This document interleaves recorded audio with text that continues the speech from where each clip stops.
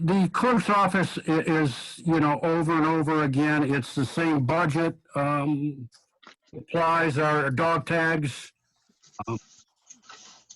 office, you know, paper, stuff like that. We're pretty good on knowing that budget, knowing what we spend. Contractual services are dog licensing, franchise, the BSNA, and the business license, and the modifications.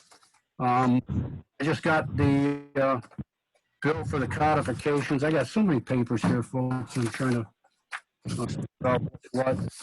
But the codifications this year is $3,533. The clerk's budget is fine.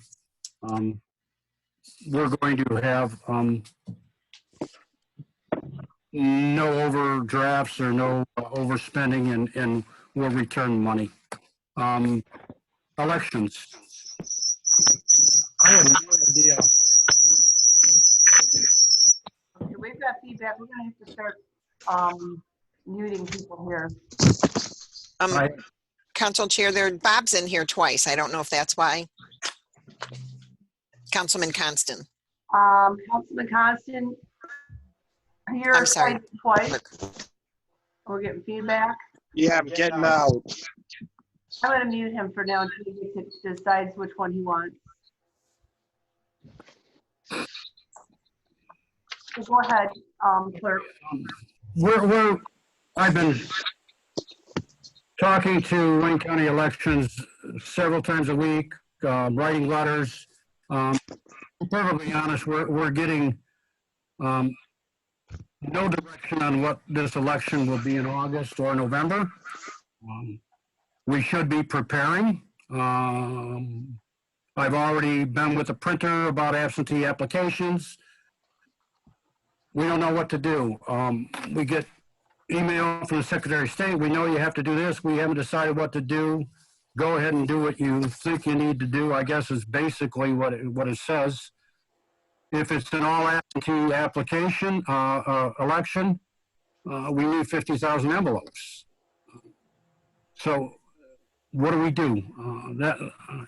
That answer isn't forthcoming. So this budget, I don't know. If we have an all absentee election, we'll certainly save costs on labor costs and on manning the polls, but our increases will come in mailings and so forth and so on. One thing I want to bring to your attention is capital outlay. The Dominion sent us a notice several weeks ago saying there's a limited amount of equipment. If you need something for the upcoming election, you better order it. I got an email on Friday, said order it by Monday. That being said, and this was probably a month or month and a half ago when we were in the midst of this pandemic and first shutting down, I ordered a high-speed scanner. That's $36,000 to count the absentee ballots. If we have a primary, I'm not talking about the primary election, but in November, we primarily go by absentee ballot. That's 10, 12,000 ballots. We'll need this high-speed scanner. I ordered an extra tabulator to the tune of $7,000. If we get this high-speed scanner, we'll need training on it, and we probably won't use it for August, but it'll be used in November. Speaking of the Dominion and the billings, I do want you to know that, as I probably said at many council meetings and talked to some of you privately, I'm not happy with the company, with their coding. We have had nothing but problems with coding. Once again in March, the coding was faulty. It put us back. That bill for 21,000, we had to hire an outside company to do the testing. To do the proper testing, we had to run 173 ballots, I believe, through every tabulator, which is more than we had in the local election when you total up all the ballots and then run those all through the absentee. I have disputed, the council chair and the mayor know this, I have disputed bills ever since 2017 with them that they have taken over. We did, I probably did not let anybody know, but I'll let you know. A couple years ago, I was able to negotiate a $10,000 credit. Council chair and mayor, I'm sure you remember in our election talking about that. I'm disputing two current bills from last November and last August to the tune of $7,000. They're not responsive, so I don't know where we're at on that, but we have $7,000 worth of outstanding bills there.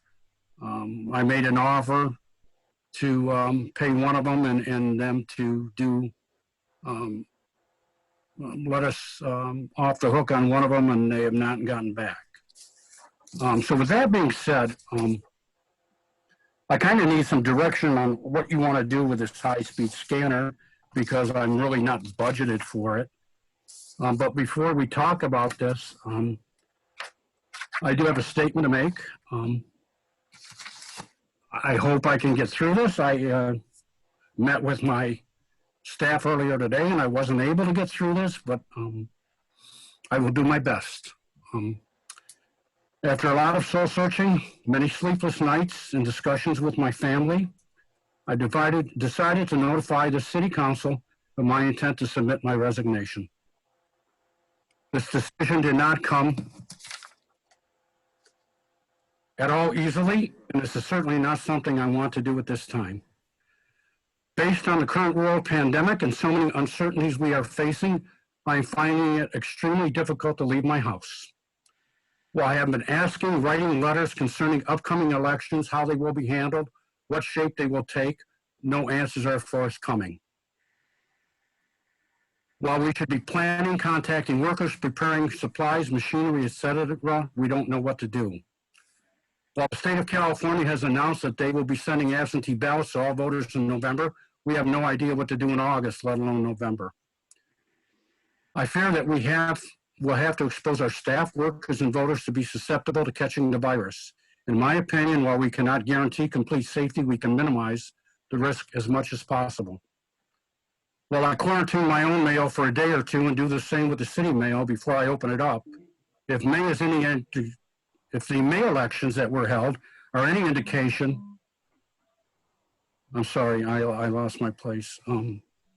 Any indication what to be expected, we will be expected to accept absentee ballots on election day, open them up and count them, possibly being exposed to the virus. Who knows if someone just coughed on the envelope or licked it, leaving us exposed to being sick.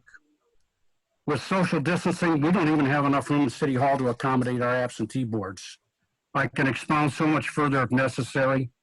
I still have more to say, but I want to tell you that 2 years ago, I wrote a letter to the Secretary of State explaining the difficulties. We worked one election 25 hours. Our AV counting boards work 17, 18 hours. That's inhumane. Nobody can work those kind of hours. Our DPW has to go home, but election people are expected to work and be effective, and we lose, our effectiveness after so many hours. I have been lobbying our legislature. I have been calling and trying to get the absentee early, and nothing's being done. Other states count ballots earlier, they count them later. Folks, if you really knew, Lynn will tell you, nobody knows until you get in there the pressure we're under, and they change this, change that, change that. So I'll get back to my statement. Given these issues and my current reluctance to leave the house, I do not feel that I could adequately administer all these duties from home. It is not my intent to walk away and leave the city of Dearborn Heights in dire straits. must consider my health and well-being first. I'm prepared to stay on if so desired to assist in the supporting new clerk in the administration of both the August and November elections. I believe I still have a lot to give to our city, and I am prepared to work long and hard hours necessary to help administer these elections. But at the present time, I am not prepared to be physically on site. It is only fair to inform you. I'm happy to discuss this matter further with the council and or the administration, should you wish to explore some avenues that I could be of help. After this meeting, if you want to talk to me, I'll come back on, or if you know, you want to move on from me, then there's multitudes and multitudes of things to learn. I did not, I didn't come by this lightly. I tried to come up with every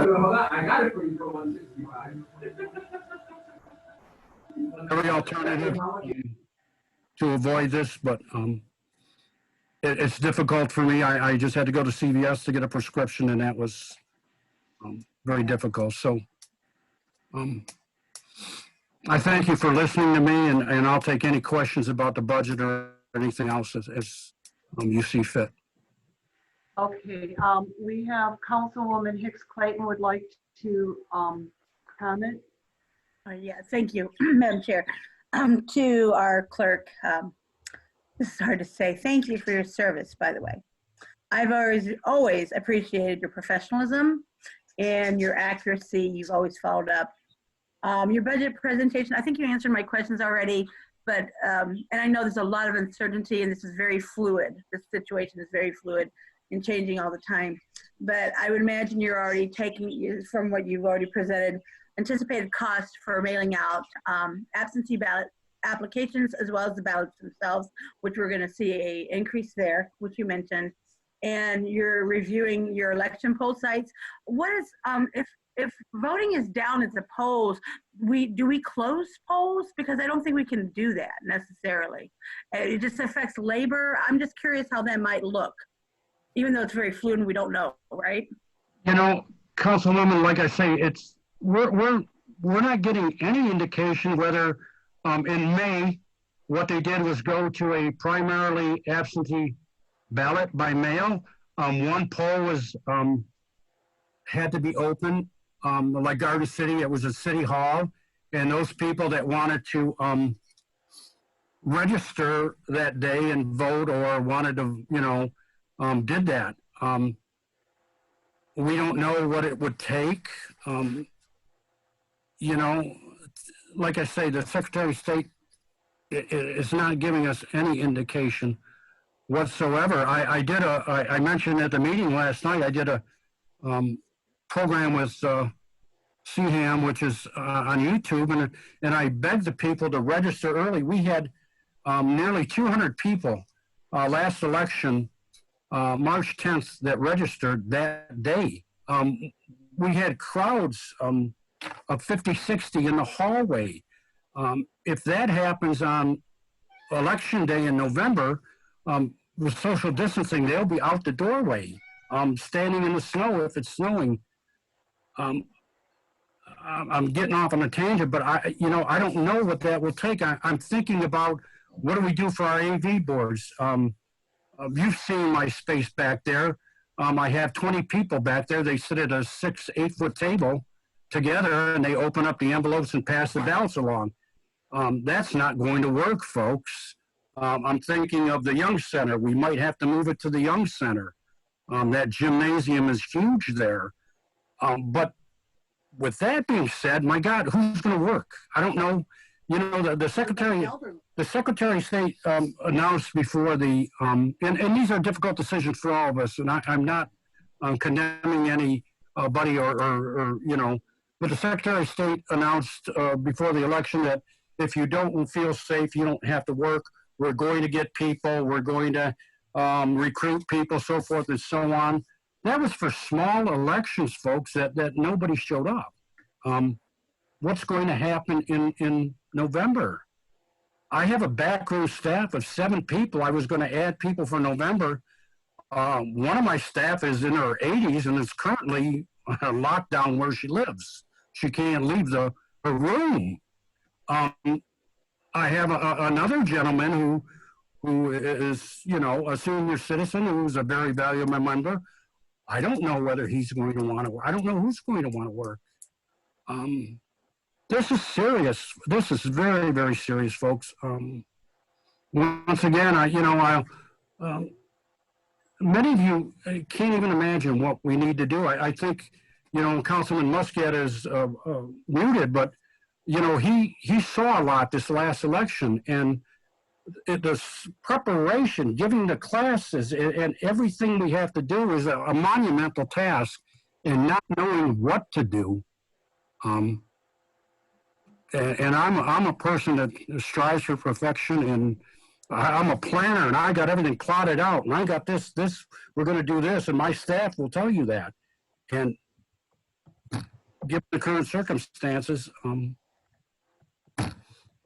that's so, I'm sorry, Councilwoman Clayton, but that was a long answer and probably didn't answer anything that you asked, did it? No, it is, and I understand. I totally agree with you, and I just sent you, just let you know if our office's senator can help you, I can contact the SOS liaison, because it's not just you. I know Garden City had some difficulties even with the May election, where people weren't even getting their ballots in the mail, and that was a U.S. Postal Service challenge. So I certainly understand what you're going through, and I do appreciate everything you do. But if we can help you, please let me know. Okay, thank you. Is there any, Councilman Abdullah? Let me on, and then we have Councilman Muscat next. Councilman Abdullah, go ahead, please. He's muted right now. Okay. Hello, Clerk. Just want to say that I'm really sorry to hear that. I mean, I do understand the concern, especially with the COVID and everything. But I'm really, on a selfish end, sorry to hear that you're considering that. You've done nothing but a great job, very professional. Always had a great working relationship working with you, and I know you gave it your all. So I hope we could change your mind. On another note, I have some serious concerns now, and this is probably a bigger concern for administration than for maybe me or us as a council. But now we've got the clerk, we've got the treasurer, and then we've got possibly our attorney being gone in the next at least few weeks or so. That's some serious concerns here, and we got to devise a plan, because we can't have, these are 3 very, very, very important positions, and to have them possibly gone or even putting brand new people in place. It's really concerning for me all at the same time, obviously. But I would try to convince you, but because it's on the medical end, you don't want to take a chance on the medical end because of the COVID. Who am I to tell you no, stay, you know? Thank you. Councilman Muscat, you're next. Walt, I wish I have some words to change your mind. But what I seen in the last election was an unbelievable task that you all had to go through. And I don't know how you do it. I really don't. And if I was in your spot, there's no way in the world it would have gotten done. I don't know how you do it. But I plead with you to stay on. You're a great guy. Just plain and simple. That's how I feel. I don't want to leave. I don't want to leave, folks. This is not, I can't tell you how many nights I've been up and discussing with my wife and my son, and there's nothing that I want to do, and I want to stay on, and I want to help the city, because you know, those of you that have been around a while, I came here in 2011, and the entire clerk's office was gone. The clerk retired, the deputy retired, and that position was eliminated right away, and the council secretary retired. This is not an easy, I'm not trying to, I don't need accolades. I appreciate all the kind words, I really do, but I'm not looking for accolades. what is going on in elections is people don't realize how much more is being put on clerks. And I'm not the only clerk that feels this way. There's a lot of clerks, there's a lot of rumblings with what is being put on our backs and so forth and so on. And you know, in my discussions with Wayne County, I think they're going to drive a lot of good people out of the business unless we have a serious look at the way we do things. With that being said, with Mr. Abdallah and Mr. Muscat, as I say, if the council and the administration can entertain some type of method I can stay on, I am certainly more and more than willing. I can do a lot from home, folks. I'm doing a lot from home now with Zoom and with cameras. I thank everybody who's been so good to me, especially Treasurer Riley and Ms. Laszlo, that have been bringing stuff to my porch and doing that. And I can continue working, and I want to continue working. So, At this time, we do have Councilman Constant would like to make a comment. He's been waiting. Quickly, I echo what Councilman Muscat and Councilman Abdullah said. Clerk, you've done a great job, and we need you, I think, now more than ever. So I understand your position. I just hope you give it some thought. You know, the council and I'm around to help you as much as I can.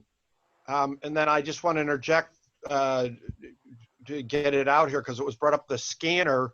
I think the office needs it, and we need to put it in the budget and get it to scan the ballots. This upcoming election, given the change in election law and the expanding of the ability to vote absentee, plus it's a presidential election, there's going to be a lot of ballots to count. Thank you. Okay, thank you. If anybody else has any questions, please raise your hand because it's hard on the actual screen. It's really hard to tell if somebody has a question. I'm split between a couple screens here and I may miss a hand in the ear. Okay, I guess, Councilman Muscat, go ahead, please. What are we gonna do? Are we gonna make a decision on what we're gonna do for this high-speed scanner? It's $36,000. I think we better move on it if he wants to order it. I know we can't approve nothing today, but this has got to be in a discussion somewhere.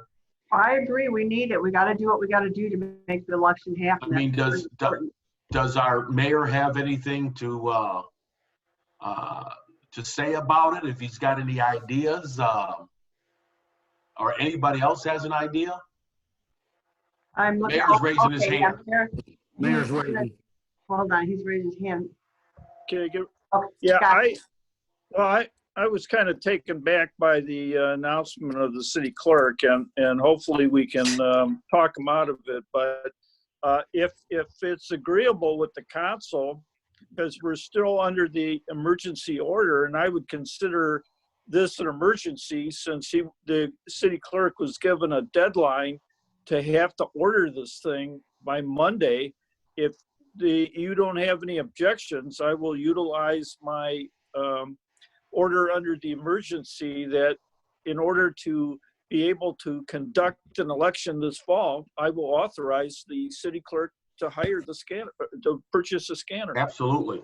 I think that's a good idea. Okay, so city clerk, you've been granted approval by me to go ahead and order it.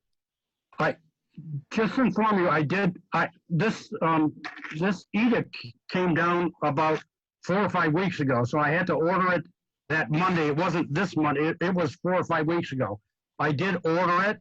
I've talked to Ms. Laszlo about it. She believes that quite possibly, I don't want to say for sure, but we might be reimbursed under the, and maybe the mayor can weigh in under the reimbursement from the FEMA. I think it's FEMA for costs of things related to COVID, so very possibly that'll work. But I did order it, but I just wanted to make you aware that that $40,000 is not in my budget. Okay, we've got, Ms. Laszlo's got a comment to make. Yeah. Can you hear me? Yep. Yes. Okay. All right. No, yeah, we, what the clerk said, and Linda Vance just texted me, it's probably going to be covered, not under the CDBG funds, but the other funds that FEMA's allowing for any costs that we have to do in order to continue the shelter in place and prevent the disease. So all, if not in part, will probably be covered. Okay, thank you. At this time, I've got requests that we move on because some people have other meetings to go to and we run past on this. Is there any, or we're getting to our time limit? Is any other, I have a resident. Yeah, I see one hand up. I'll let him talk real quick. And then we gotta move on. I can't unmute him. Can you, Lynn? Oh, let me see. Where is he? Oh, I just unmuted him. Okay, go ahead. Okay. I couldn't find him. Go Is ahead. it possible this scanner can be leased? No. Okay, that was my question. Okay, is it you. possible we could buy more than one? Would it help if we had more than one? Because if it breaks down, we're really in trouble. We need a backup. Well, I think right now we should just buy one. The difficulty with the scanner, I ordered one several years ago. Easy to run. That's the problem. And I determined, I had it in my office and I was playing with it and running it. And I determined that the people that are in our absentee board might have difficulty running it. So that's why I sent the first one back. Since then, they have come up with a new and, of course, more expensive model, which they say is much better. I don't think coming in, Council Chair, to answer your question, coming in with such a new piece of equipment in such an important election that we have more than one going. Okay. All right. At this time, does that conclude your presentation, clerk? That concludes my, if anybody wants to talk to me after the meeting, that's fine, or you want me to come back on, but I'm going to go and do some work, so. Okay, thanks. Thank you so much for listening to me, and I appreciate it. Okay. All right, next on the agenda is the 20th District Court Administrator Atkins. Lynn, are you finding her so we can unmute her? I don't see her, but I see both the judges are Oh, here. here she is. Here she is. You got her? See Michelle? Hello. Hello. Where is she? Bottom right corner. No, there we go. Thanks. I know it's hard to find me in these things. It's and we have Judge Turfy's here. And I don't know if Judge Plucky's on or not. Oh, there's Judge. He's here. He's and- there too. And then I'm all three of you, so. Yeah, open this, go ahead, please. Okay, so I don't know where you'd like me to start. You have a copy of my submitted budget. So I don't know if we want me to go line by line. Do you have questions? The only thing really that's the biggest item in here that we've asked for was in capital outlay. Obviously, I don't have a lot of information because we went down in March and I haven't gotten all my quotes in to have 100% of my information yet. So, but we do need a new work van. Obviously, work program's not in operation right now, so might have to set back on that for a time. But our work van, the floor is rusting out of it. So we had to basically put some plywood in the bottom of it to make it so it was safe for people to not put their foot through the bottom. So that's definitely going to be a priority we're going to have to get to once we get up and running again. We do need to do some computer upgrades to upgrade to Windows 10 and update some of our computers just to get up to par. And we need some just additional shelving in the basement. So, I mean, really that's the biggest items we have right now that need to be done. Everything else is status quo. Okay, great. Did Madam anyone have, Councilman Muscat has a question? Would it be feasible to lease a vehicle like the ordinance department does? Maybe that's a question that the mayor can answer also along with you.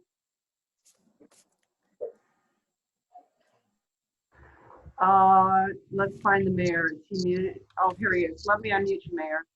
Okay, go ahead.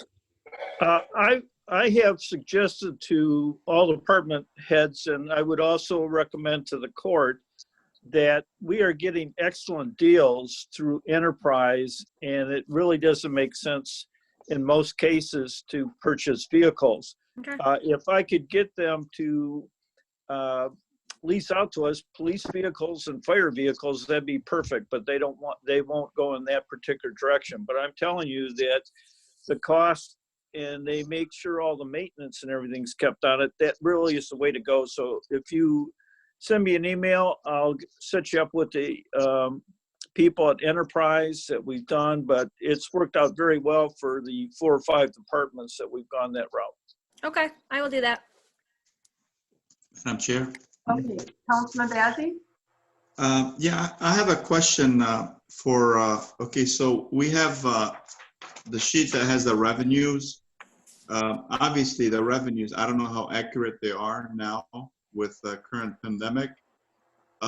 Is there a way we can predict or project to see what that revenue will be? Because it seems like a lot of these things on here that we have for revenues, that's changing with the I pandemic. can send you all an email of what I have calculated to date. Projecting to the end of the year is going to be a little difficult right now, just because we're not fully functional. We're just operating essentially right now. So we have a lot of hearings that still need to be adjourned. So we have, and 2, the police department has been limited access as well on the road, so the tickets are not coming in. But I can try to, see where we are at the end of, I'm working on month end right now for April, have those numbers in, and then we can kind of see, we're starting to schedule more for June remotely. We're trying to work out some things with the city attorneys, and everything has to be done remotely, unfortunately, so it's a little slower. But I can try to see, something. We're definitely going to be a little behind, I think. Okay, I have Councilman Constant has a question. Okay.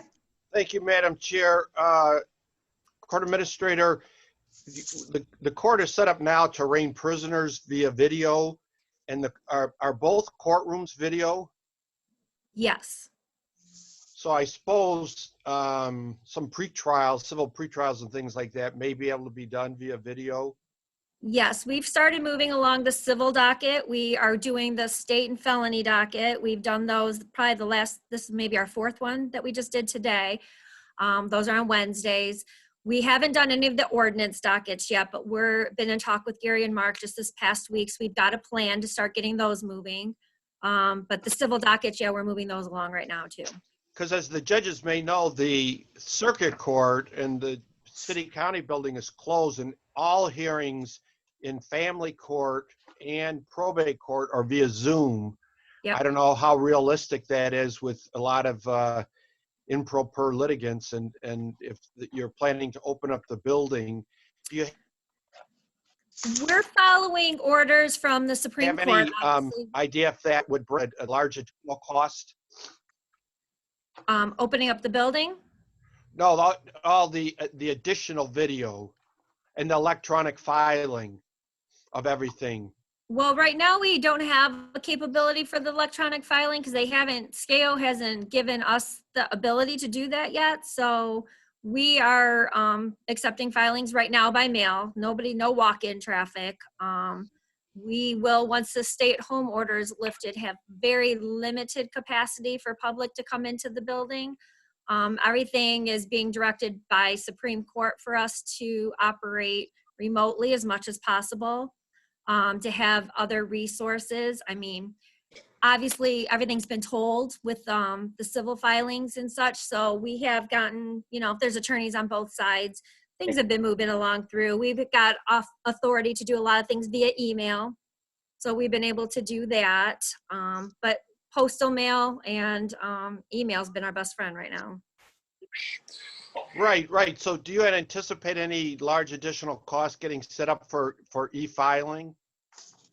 Well, there won't be cost because the state is working on the e-filing system. So that's going to be a cloud-based system that I don't think will incur any additional cost to the court unless we download our own type of document system, which we haven't talked about yet because we haven't gotten any guidance because there's no end date for when we're going to be able to do that. All right, and then the informal hearings and so forth, the hearings for the magistrates, those are probably way down. Well, right now we have some, obviously we've been adjourned all our matters since March 17th, I think is the date. So all those have been pushed to the side because those are not essential. We're going to the first week of June. I've been working with getting some new officer schedules from the police department so we can schedule. Both my magistrates have Zoom licenses from the state. So we're looking to start moving those along first, second week of June for sure. So any of the backlog we have, we're gonna start, getting scheduled. Obviously, people have to have, the Zoom capability, which in today's day and time, I mean, people have access to a phone so that they can dial in and to do something. But obviously, if they can't, we have to make other arrangements, have limited capacity into the building. So it's all a new way of court, actually. So we're going to, it's all trial and error right now. But so far, what we've done has been working pretty well. Right. So, but do you anticipate the need for informal hearings and the need for the magistrates to be down? Well, I have a backload, you figure, for all the cases we adjourned, anything that's new and incoming. Once we get back up and running the police department, I mean, they will be needed.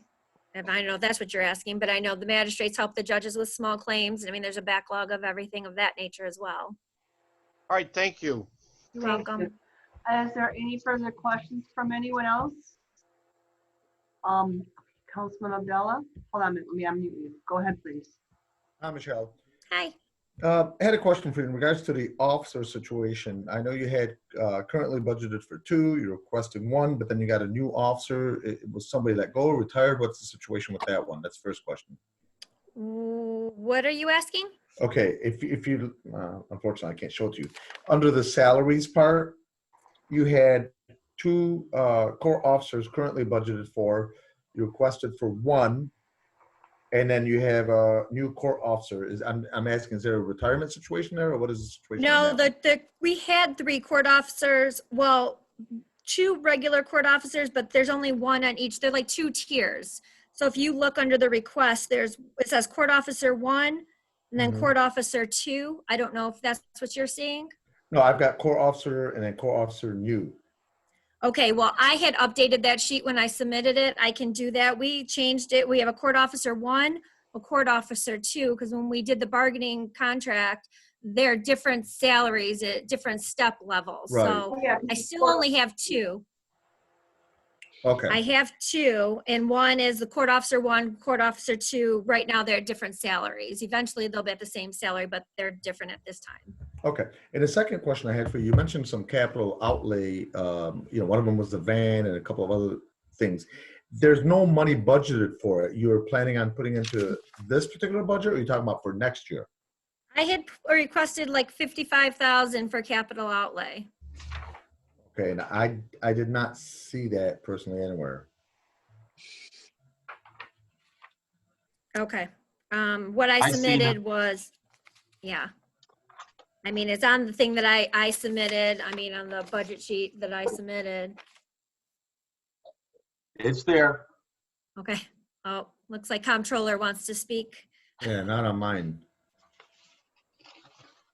It should be the last number on their budget. The one that I have that I copied from our packet. The last item on the district court budget says $55,000 capital outlay. Prior year was 45. Do you see it? Okay, I see it. Okay, thank you. No problem. Hey, is there any further questions for Michelle Atkins? I don't see any. Okay, well, thank you very much. Thank you. Have a great day. You guys be safe. You Thank too. you. Thank you. Okay, next item on the agenda is Park and Recreation and Richard A. Young Center Director Haddad. Let me find you. I saw him on here. Oh, there you are. Okay, you're unmuted. Go ahead. Everybody hear me? Yes. All right, good afternoon, everybody. Hope everybody's safe and healthy. If it's okay with you, I'd like to start with the Richard A. Young budget first, because it's a little shorter. Okay. Everybody good with that? Mhm. All right. There's really no major changes, many major changes in there. The only major ones is the capital outlay. Went from $25,000 to $60,000, and that is to add security cameras in the building, remodel the kitchen, get some new tables, and paint the hallways. So the other big major difference that I saw was the training aspect. The MIPA Winter Conference is up in Traverse City this year, so it will cost a little bit more if Mike Henniger would like to go to that. Typically in the past he hasn't, but I want to make sure that it's there if he does want to go. Okay, any questions on the Richard A. Young budget real quick? Madam Chair. Madam Chair. Treasurer Riley? Yeah, I just want to make the council and the recreation director aware that the building authority who built the Richard Young Center still has some funds in account. It's just under $21,000 that Ken Greibel was considering using, and Kim Constant in the past, to use for that kitchen renovation. And so that funds could possibly be available to help the general fund pay for that, because that building authority funds was strictly for the Richard Young Center. And that would just kind of leave it open at this time, but I just wanted to make everybody aware of that. Council Chair. Councilman Wenzel? Yeah, I thought that we already previously okayed funds for that kitchen remodeling a few years ago. It's been coming up every time, and it's been given permission, and we still haven't got any action on that kitchen. I've had several complaints about the people that use that facility, that was supposed to be done years ago, and money was allocated for that. I don't remember. I do remember it, Tom. You're right. I believe that the budget came in well over budget, and then they didn't have the money to fill in the gap. So I think I see Mike Henniger nodding his head yes. So I don't know if that's still the case, or if now they use this building authority money and the other city money, if they put the two together, hopefully they can get the project done. That is what I was told. Right before the budget, I was made the budget session with the administration. That's what I was made aware of, that building fund for the Richard A. Young Center. So that would be in a combination of the budgeted amount with the fund that Treasurer Riley was talking about. Do we have a bid on that, or some kind of idea on what it's going to cost? A previous bid and I don't have that in front of me. No, I'm sorry. But from what I remember, was was close to $30,000 to $35,000.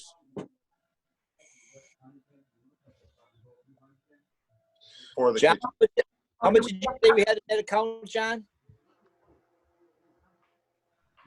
John Riley? From what he said, Councilman, it was just under $21,000. $21,000. Okay, we've got Councilman Muscat with a question now.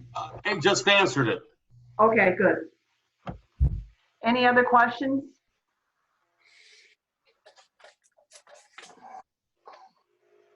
Okay, at this time, I guess we will move on. Okay, let me readjust here real quick.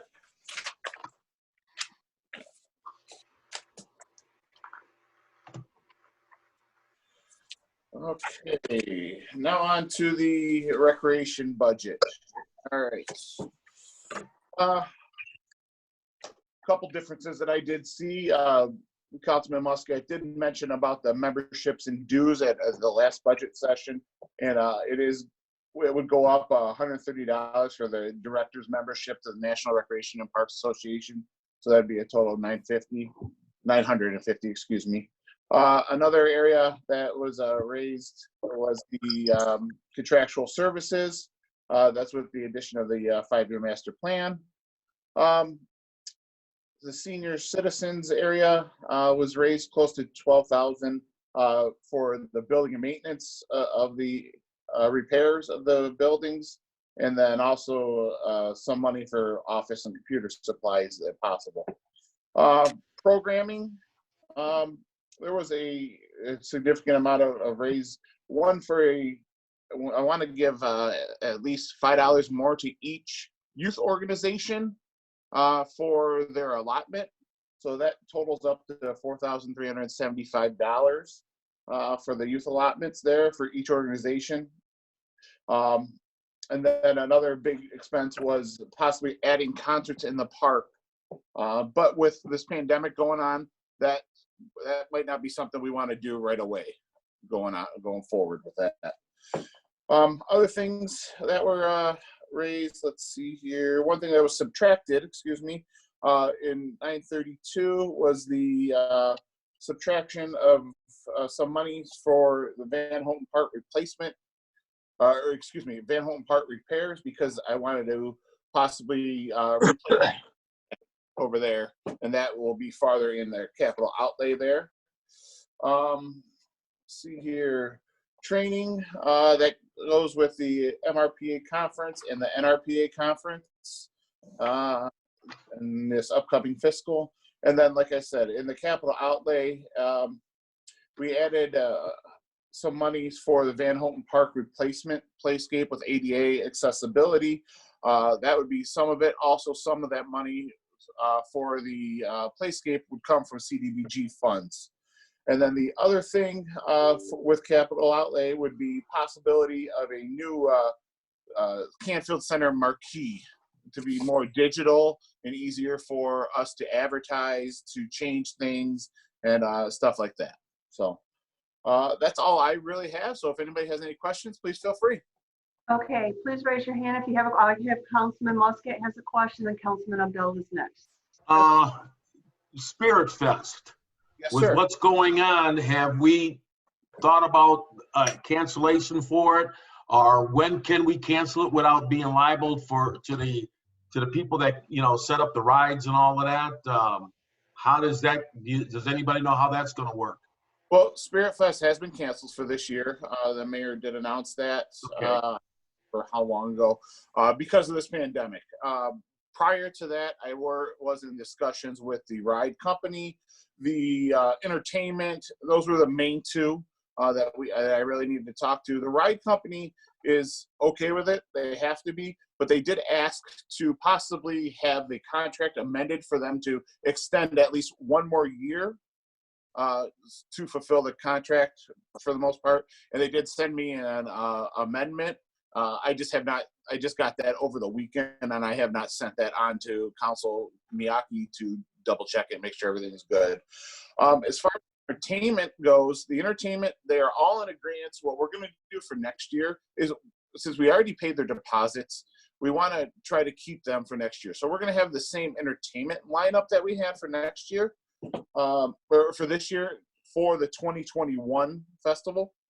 So that didn't hurt us at all.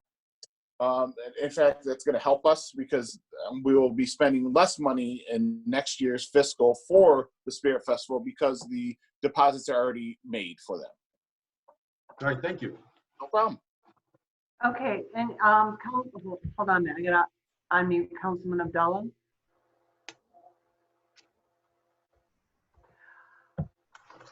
Councilman, oh, there you go.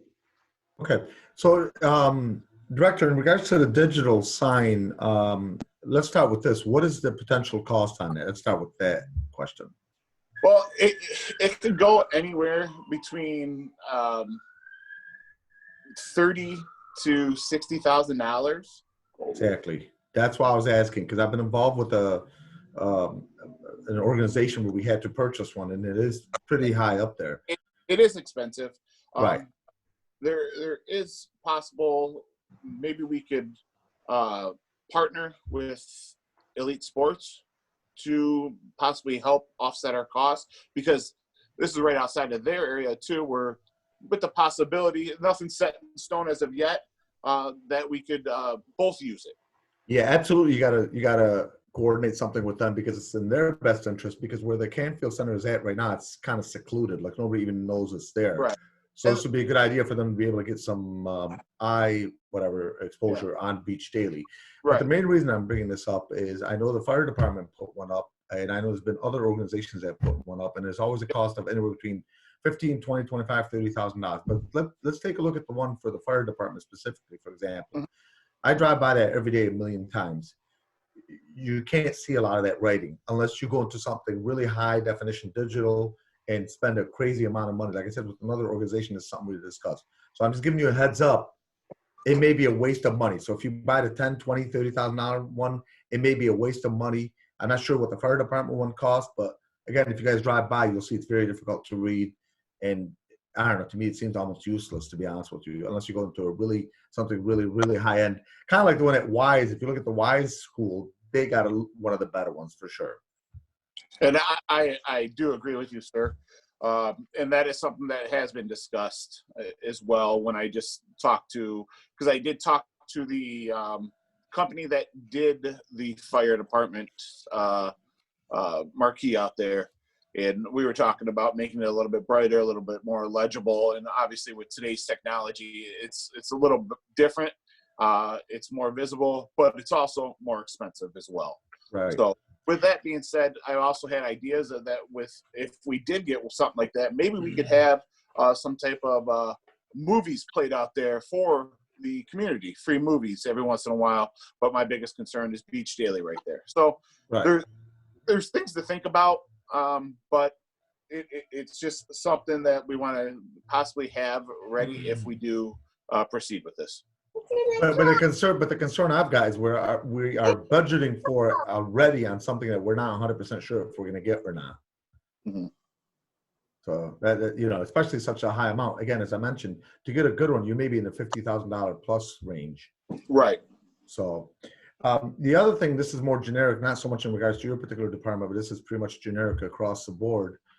We have to address the salary situation. I mean, it's on every single director's, obviously increase the salary.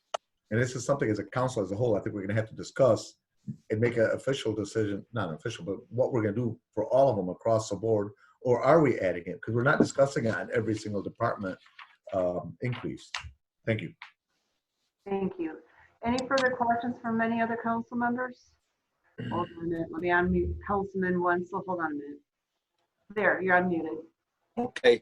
I'd like a backup on the capital outlay, $135,000. Can we get a detail? I know you mentioned a few things. Can we get more detail on what that $135,000 entails?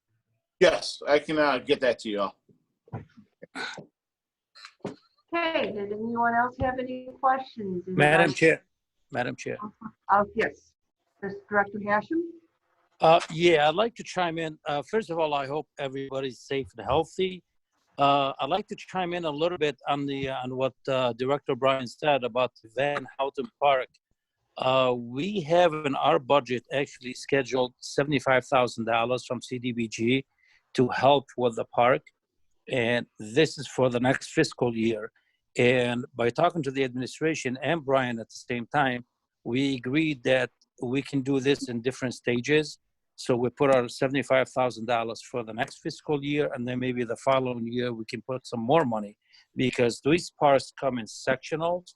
So we can do one section, clear up the whole site, do this section, and then eventually move on and put some more money into that.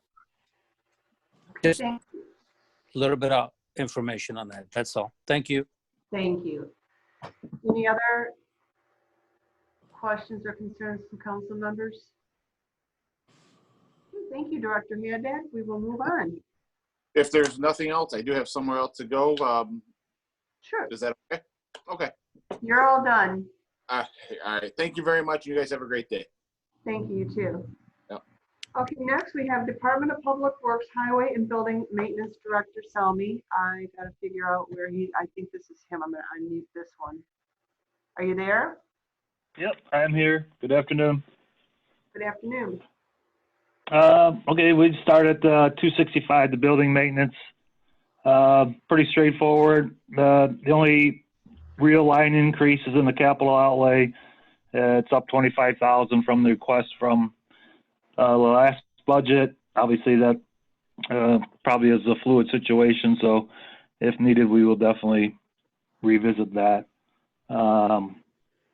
Contractual services, you'll see, is up 20,000. That wasn't budgeted correctly last year because the Johnson's Control contract is $57,000 itself. So, then if you have any questions about that budget, it's pretty straightforward. I'd be happy to answer them. But then I do have a couple more items to go along with that, not so much with the building maintenance, but some maintenance of 2 other buildings. Okay, is that your? Here, none that if you don't mind, I'll just roll right into those. Number 1 would be the City Hall building. I had spoken with the treasurer and the mayor pre-virus about replacing the roof and moving forward with that and starting to work towards doing some upgrades in that building. And it is my opinion that we need to start with the roof. We had reached out to a roofing contractor. They looked at the roof, gave us an estimate of what needs to happen, and it has 3 roofs on there, needs to be torn down to the deck and rebuilt. That being said, got a price, ballpark price of about $310,000. On a side note with that, reached out to Wade Trim about doing some specifications. Obviously, this is more technical. We're going to spend that kind of money. We want to make sure it's right. They didn't necessarily do that in-house. They referred me to a company that does do this out of Livonia called Roofing Technology Associates. I got a quote from them for about $8,900 to do the specs, the inspections, and all the things that go along with that project. So I guess I do have an ask is if we find some money within this budget to at least approve the $8,900 to get the specifications done, to get it out to bid, to get it on the street. By the time we do that, it's June. Ideally, we'd like to replace this roof if possible before, winter. So something for the council to think about. And then I'll move on to the big one. I just got an email about 11:30 regarding the fire station update. I will share that with the council and the fire chief regarding the situation and the mayor and the situation with the building there. As you are aware that we have some settlement issues there. And the recommendations come back from the company that did the soil borings and stuff like that. So the number 1 cost estimate is about $2.1 million. The second one is in the neighborhood of about $625,000. So I know it wasn't mentioned yesterday in the fire department budget or any conversation about that. So I just want to bring that back up because there has been questions when the invoices come across the council. So that's the latest update that I have on that. So that would be my building and maintenance talk. Okay. Madam Chair. I got a question, Director Selmy. Sure. I'm looking at, we know that the cost of fuel has went down, and hopefully we can find some extra money in that alone. I see we had budgeted $55,000, and we've only so far this year used $27,603. And Yeah. so I'm hoping if the fuel stays the same prices, we'll be able to get extra money out of that line item. Just a thought. Yep. Oh, I agree. I mean, that's going to be across the board for fire departments. Obviously, we use a lot of fuel with all the different types of vehicles that we do have out there. So, yeah, definitely. Okay, and Councilman Bazey, please. Okay, Mr. Selmy, I have a question for if we, why are we spending the 8,900? Why would we want to spend the 8,900 for the roofing instead of just calling various companies or put it out for bids for them to come in and tell us exactly what they can do? I mean, we could use that money towards the roof. Yeah, that's a question for the council. This is more of a structural integrity type issue. If the council's comfortable just putting out a general commercial bid with no specifications, and we're not comparing apples to apples, I think that may be a slippery slope. The one bid that one quote that we did receive is from a contractor that has done work in the city in the past and a couple of the other municipal buildings a few years back. So that's why we reached out to him, and that estimate was pre-COVID too. So, those prices may go up as work demand, goes up. So it'd just be my recommendation. I would feel more comfortable if I'm going to go spend $350,000 on a roof that A, I know the right materials being put on there, B, it's structurally sound, C, there's going to be a warranty, and, things of that nature. So, but ultimately that is the council's decision. Thank you. We have Councilman Muscat now. Yeah, it's more of a statement here. I did speak with Director Selmy about this before. A building that's not high and dry is useless. And the decking on that is all metal. So it's not just like a regular roof on a house. There's a lot more to it that they have to tie into the actual structure of the building. And then, of course, put the different layers of material that they're going to use. A lot of tar, a lot of rubber membrane. So I think it's worth it to have somebody overlooking the project. Thank you. Any further discussion? Okay, thank you, Director Selby. All right. Have a good day. Then we got the highway side, right? Yep, now we got the highway. Okay, same thing there. This budget is a little less than requested from last year. The capital outlay is down about $120,000, $150,000 for capital requests. The one thing that we do have in there, which the council has approved in the water budget, was half the cost of a new front end loader. So that is something that is really needed, and the other half of that cost was going to come from highway, which we had talked about in the previous water budget.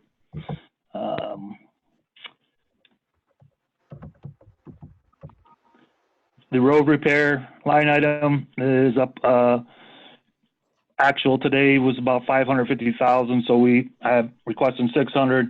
The road repairs don't seem to go away. These are just small patches throughout the neighborhoods we can do with a contractor that we have under contract.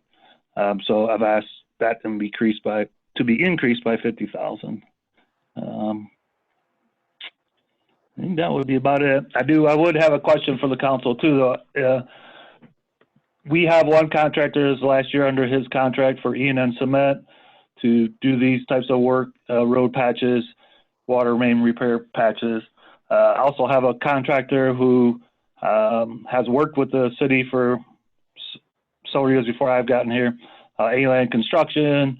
He is inquiring about doing work with the city again this year at holding his current pricing, and said I would reach out to the council and get some direction from them. So this was a perfect opportunity. So, and I'm open for questions. Sorry. Okay. Is there any questions?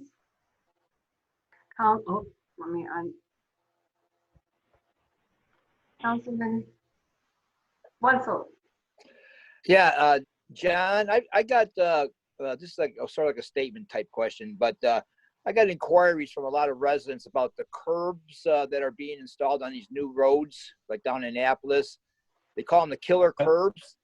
because they're like straight up and down, and they're ruining people's wheels when they go up against them. Is there anything we could do to make that a little bit softer curb from now on? Those are terrible.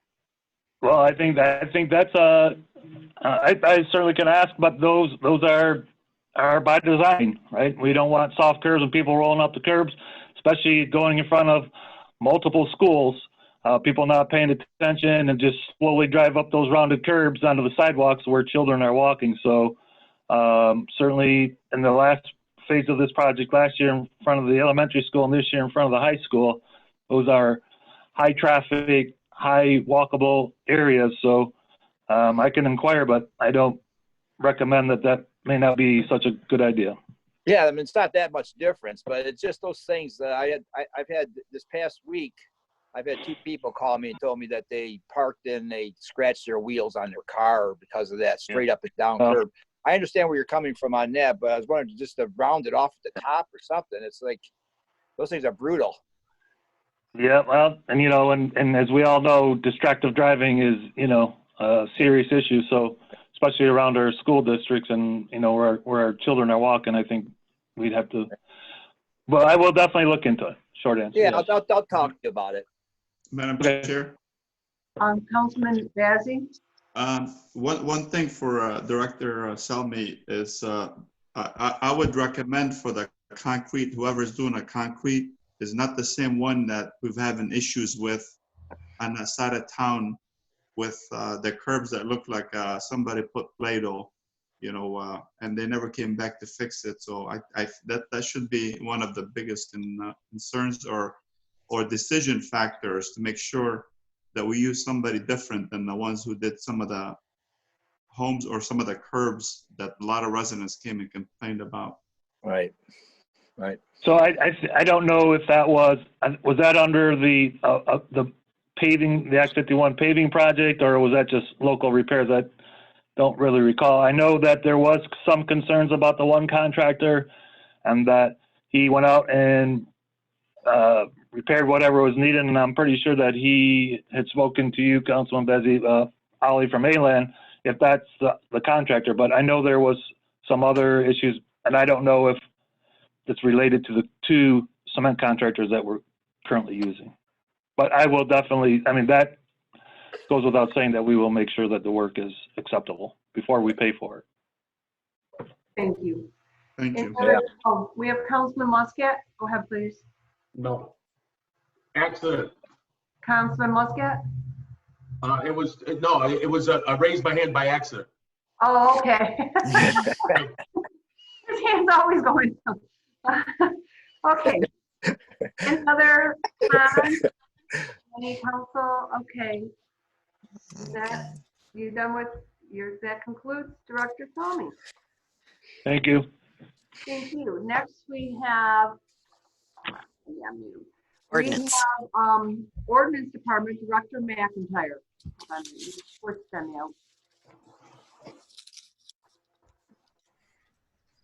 Lynn, can you get it? I'm sorry, I was looking for my budget. I think I did. There he is. We lost your picture. We did lose this picture. Oh, no. Start video in the bottom left corner. Probably dressed up for Here, this I'm date. going to ask to start the video. Hang on, I got it. I'll do it again. There we you go.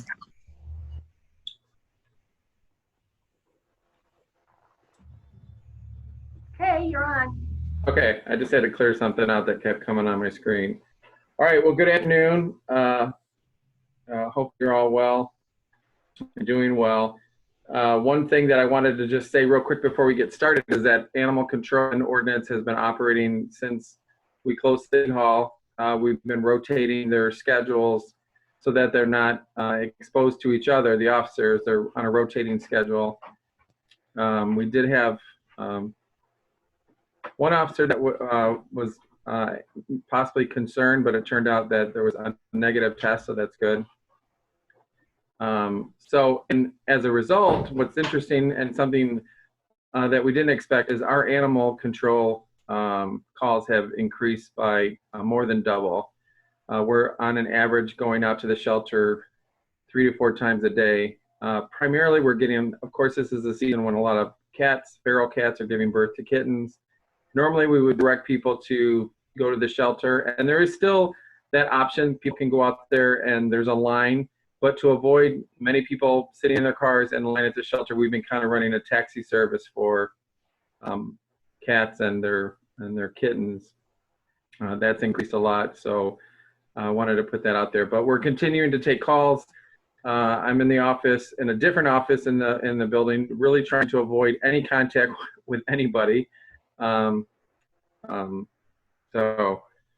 having said that, we'll just kind of go through it. So I know Councilman Abdullah mentioned the salaries. That's a decision that you guys are going to have to make. I know that there was discussion when our salaries were decreased a couple years ago that that would be revisited. And I don't know if it's just the way things play out, but it's of course now there's a pandemic and we'll have to deal with that. So salaries for part-time, if you noticed, I emailed you guys a backup.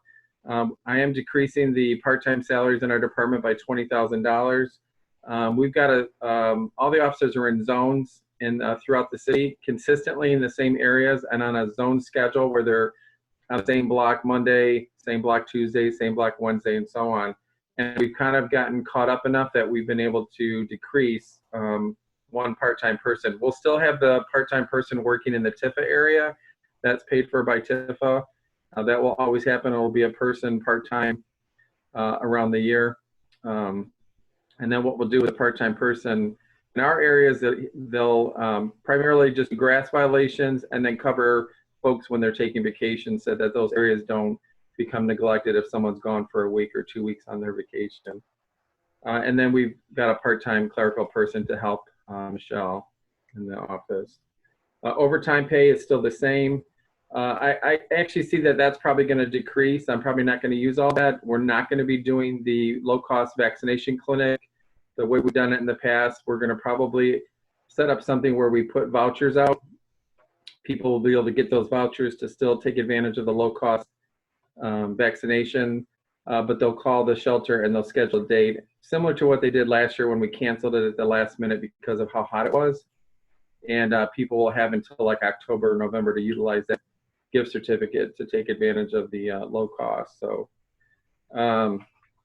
I don't foresee us. The rest of the overtime is for our officers when they get called in after hours and on weekends for animal emergencies. Clothing is the same. Dues and membership, we kept that the same, and that's real important. And I'll tell you why in a second when it regards to training. We belong to the Michigan Association of Animal Control and also the National Animal Care and Control Association. Both of those agencies keep us up to date on all the current things that our officers should be aware of when they're out in the field and they're dealing with animals. A lot of you are probably getting calls about an increase in wildlife that we're seeing in our community, particularly around the Cherry Hill area. And there's some reasons behind that. And so we're in communication with those organizations, and they've been kind of helping facilitate some suggestions for what we can do along with the DNR and that. So we definitely want to keep our membership with them. Supplies have stayed the same. Lease payments for the vehicles remains the same. Motor fuel, repair and maintenance. And then with training, I did increase it by $1,000. Because we belong to that NACA, that organization, they've extended the option for us to get our officers nationally certified. And I went through the training last year, and so did one of the other officers. And so I want to continue that with the other 3 that are in the office and make sure that they get their national certification too as well. What's kind of unique about that is it puts them in a place where if there was a national emergency, not what we're going through right now, because most of the reports and most of the studies that we've been looking at, in fact, I was just on a call yesterday with the National Animal Association, and we talked about COVID and how it pertains to pets and things like that. But other national emergencies like floods and hurricanes and tornadoes, our guys can be part of a task force that we would be able to send our folks, similar to what the fire department does when there's a national disaster, where they're able to send folks to respond, and they would be responding particularly as it pertains to animals. So we did a training recently in February where we learned how to rally 300 deer of cow, and how to get them to a safe place, and finding temporary locations for them if disasters like that occur. We don't have a lot of steer in the area, but our guys would have that training, that certification, which would be definitely a credit to our city. All that is reimbursed to the city. If we did send someone, it would be 100% reimbursed, travel expenses and all that. So I have those guys be able to participate in that training. And then the last part on there that I have is the capital outlay. So those motion tablets that you guys approved, some of you that were on council when we got those going on over 3 years ago, of course, with technology, they have become kind of obsolete. So what's happening is we're having to repair them a lot and re-image them a lot. Last year when when Larry was in the building department was I was working with him to order tablets for the inspectors in the building department. The latest trend now are these other tablets. So they have more capacity to hold information. You can take pictures on them all day long. That's what was one of the things with these current tablets that we had, is when they're out taking pictures of, say, an ordinance violation, something that they might need to use at a further date if this becomes a situation where we're in court or something. There's just so much image space allowed on those tablets that they have out in the field. These new Pro Surface tablets have a larger capacity, and it's what everyone in the market is doing. So I don't want to replace all of them this year coming forward, but I do want to replace at least 3 of we have 10 in our department, and I want to replace 3 of them. So that's the last thing that I had that I had sent to you. So, you have any questions? Thank you. Does anybody have any questions? Councilman Muscat. A couple of things. I see where you have your ordinance officer, you're budgeted for 3. You want 3 more full-time, correct? No. Because I see current budgeted and requesting. They're staying the same. It stays the same. That just means it's going to stay the same. Okay. Yeah, I'm sorry. Yep, 3 full-time, and we're going to stay with 3 full-time. 1 full-time clerical, we're going to stay with 1 full-time clerical, and so on. I got 2 other questions. Sure. One, are we out now doing tall grass and things of that nature? We are, and we are definitely doing that. In fact, we're kind of doing it in phases. The way the officers' schedules are staggering, I worked with HR a lot on this. We wanted to make sure that our guys were not exposed and not being exposed to each other, so we staggered their schedules. So we're literally moving north and heading south right now. So pretty much everything north of Hines Drive has been done already this week. Today, currently, the officers that are working on anything from Hines going south to Ford Road. I've been out there with them, helping with the grass violations, at least recording them and letting them know. We wanted to be respectful of the fact that the governor's order at one point said no contractors, so we didn't write anything up during that time. But as soon as the order was changed and modified to allow for contractors, we did start. We started with all the vacant properties, and then we've included other properties as well. There's a lot of property out there with real tall grass. We're out. I was out there this morning starting at 7:30, so I've written down quite a few for them today. So. And the last subject is when you talked about those iPads, the tablets, excuse me, they're not that old. I mean, what, 3 years old tops? Yeah. How could they be damaged already after 3 years? Well, they're not damaged. It's just that, I wish an IT person was on here to tell you. I'm frustrated too. At the time when I ordered those, that was what everybody in the industry was using. And now they're moving to these Pro Surfaces. They realize that they have more capacity to hold space. When I say they have to be re-imaged, most of the time it's because we've got too much stuff on there. They've showed me how to remove a lot of it, and I do that on a regular basis with the tablets. Usually when I come on Saturdays, that's what I do. I turn them all on, and I try to remove as much stuff from there as possible. So they're not damaged, although we do have one that was damaged. It was covered by warranty. It was out of service for about 4 months. We did get it back, and we're using it again. But the trend now with most departments, Dearborn and Livonia and all that, is that they're using these Pro Surface. The officers are finding them easier to use and have more capability for storage. That's the critical thing. Okay, thank you. You're welcome. Is it possible that you could download the pictures off the tablet to a cloud to get it off the tablet and still be able to use them longer? Yeah, we're doing that. So our tablets currently are not live to the database, and we could have had that option when we started. The problem that I found was that when we did some test runs on that, when they were out in the field, they kept losing service. So they would be in the middle of doing their work on Riverdale Street and typing something in, and they would lose, they would lose their connection repeatedly. So then I talked to our IT guys, particularly Matt, who I would define as a genius. And Matt said, why don't we just make these all local database tablets? So when they go out in the field, they'll put their information in. They don't ever have to worry about it losing contact with the server. And then when they come back, they'll just sync them, which is what they're designed to do. You can use them either way. And even these Pro Surface tablets that I have suggested on here, they'll operate the same way. We could go live with them, or we could just have them record their information and come back and sync them. So when those tablets come back every day, everything that they put into the tablet does get uploaded into our mainframe, but then I have to manually go in and remove all those items and purge them out of the tablets. That's what I'm talking about. It's not hard to do. It's just that the new trend is moving to these others. And if we find that this is not the year to do that, that's fine. It's just something that if it's manageable, I'd like to at least start that process of converting all of them, maybe 2 to 3 each year until we've converted them. So. Now, are you purchasing new tablets, or are you converting the old tablet to a different? No, they would be an actual new tablet. They're completely different the way they work. So yeah. What would we be doing with the old tablet?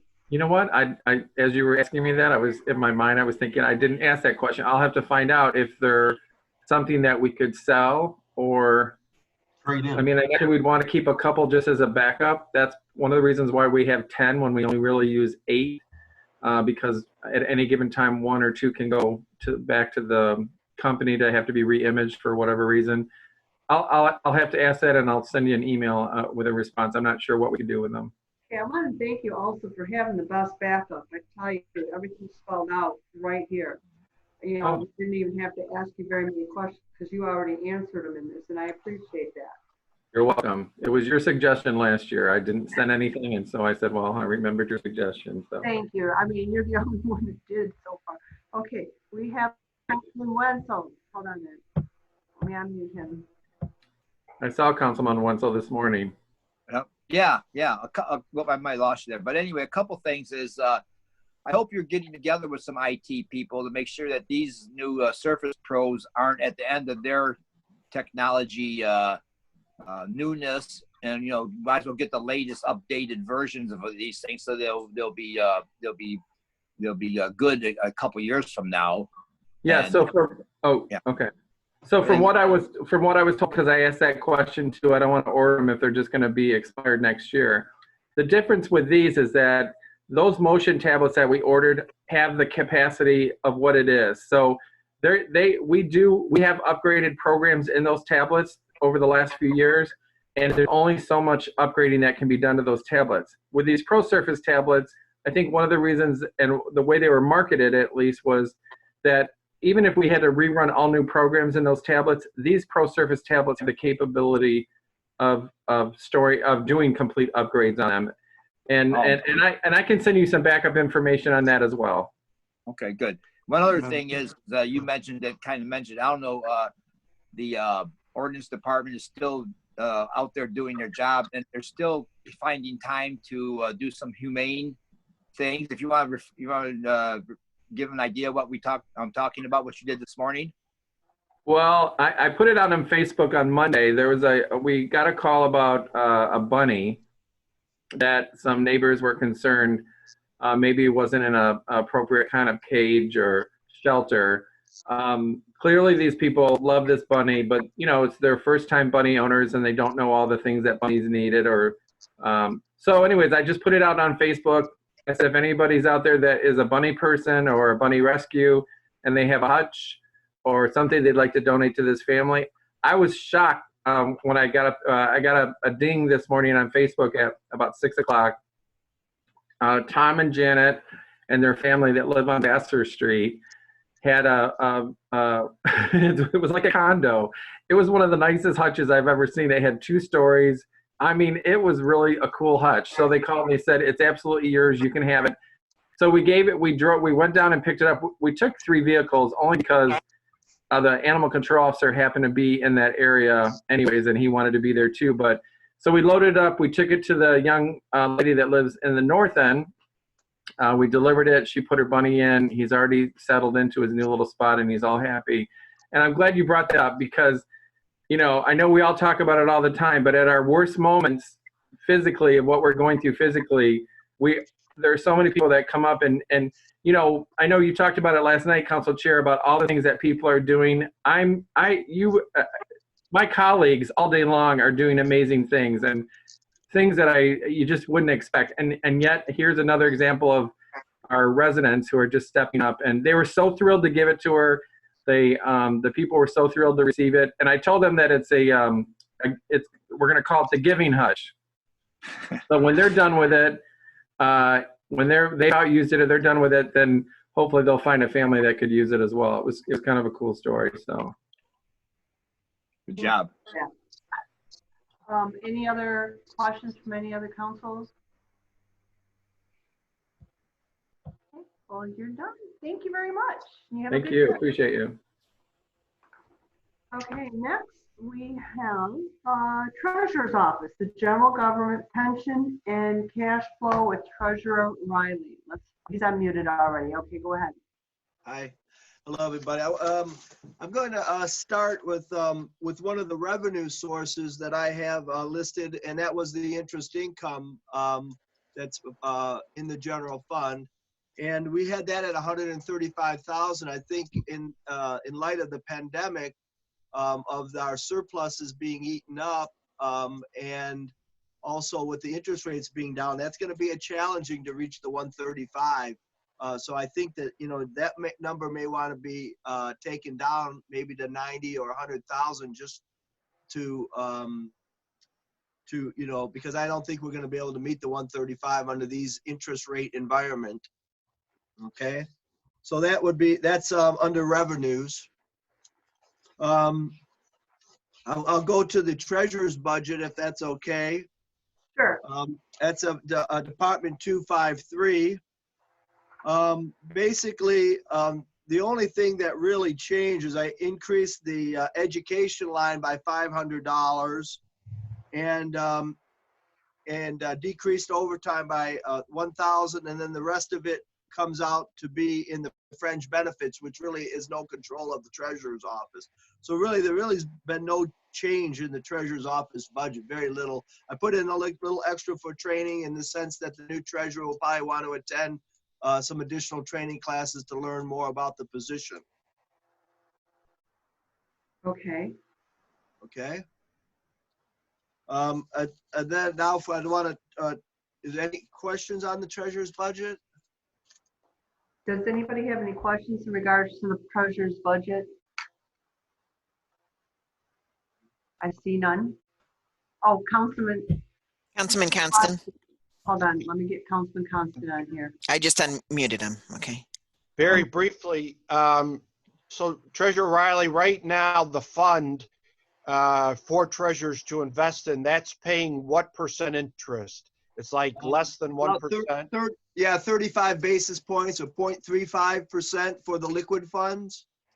So it's realistic to lower that interest income from 135 to 90 at least? Yeah, I mean, you know, obviously when this was put in was back prior to pandemic. You know, since then the interest rates have fallen, and then we know that we're not going to have the surplus cash next year like we did this year. You know, surely whoever the treasurer will be trying to achieve the number, but we might as well be realistic at this point. You know. All right, thank you. That's all I have. Okay, any other questions or concerns? Okay, do you have continue? Madam Chair, I'd like to talk about the pension contributions, okay? So that's under general government, Department 200, and it's midway down the page. So the general government pension contribution went up from just under $1 million, 990,000, and it's going to be $1.3 million this year. A big cause of that was that we, some of the benefit improvements of additional buying time, people leaving earlier at the bought time, these things are now coming to roost because they're part of the liabilities. So that contribution has gone up 100,000. So if there's any type of benefit improvements that are coming in the future, you being early outs or any contract negotiations, you really need to have meet with the actuary and go through the supplemental actuarial report and look at the liabilities, because what's happening is we're mortgaging our future, over these pensions. And so just really have to be concerned about that. The police and fire pension contribution went up to $4,600,000, or went up $820,000. That board did what they call an experience study. This experience study looks at the actual, at what our assumptions are to what's actually happening. And so we had to increase what the roll-ins were, because when people would get close to retirement, they're working additional overtime, they're rolling that into their pension. And then there also was a new mortality table for police and fire that extends their life expectancy after they retire. And so try to help offset that increase in liability, the board extended the amortization period, but we stayed within the Public Act 202, which that we had to do. So we were only able to extend the amortization of those unfunded liabilities over a couple of additional years. So I just want you to be aware that the required contribution has gone up. Okay, so that's the not so good news there. If you want to flip back to the general government pension, it's Department 995. The only discussion there, and it's not necessarily set in stone, is that possibility of, and the Police and Fire Pension Board had discussed this, of possibly hiring on a full-time type of person to run their pension system. Because right now, Vince Macari, the former controller, is working part-time along with the treasurer, and there were concerns about the learning curve for a new treasurer and coming in and being able to take on some of the complex issues that pension system holds.